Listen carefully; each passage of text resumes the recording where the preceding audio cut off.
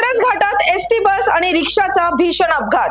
रिक्षा चालकाचा मृत्यू तर 3 जण गंभीर जखमी. कात्रज घाटातील बोगद्याजवळ एसटी बस आणि ऑटो रिक्षाची धडक होऊन भीषण अपघात झालाय. गुरुवारी 23 एप्रिल रोजी सायंकाळी 5:30च्या सुमारास पुण्याकडे येणाऱ्या दुसऱ्या वळणावर ही दुर्घटना घडली. या अपघातामध्ये रिक्षा चालक हनुमंत हंगरगे वय 42 राहणार बिबेवाडी याचा जागीच मृत्यू झाला असून रिक्षामधील राजेश इंगवले, दशरथ निरगुडे आणि शहाजी शिवते हे 3 जण गंभीर जखमी झाले आहेत. स्वारगेट कडून विट्याकडे जाणारी एसटी बस आणि खेड शिवापूर कडून पुण्याकडे येणाऱ्या रिक्षाची ही धडक होती. घटनेनंतर सर्व जखमींना 108 रुग्णवाहिकेतून तत्काळ रुग्णालयात दाखल करण्यात आले. आंबेगाव पोलिसांनी एसटी चालक जालिंदर शिंदे यांना ताब्यात घेतले असून त्यांची वैद्यकीय तपासणी व पुढील कायदेशीर कारवाई सुरू आहे. अशाच अपडेट्स पाहण्यासाठी पाहत रहा पुणे लोक.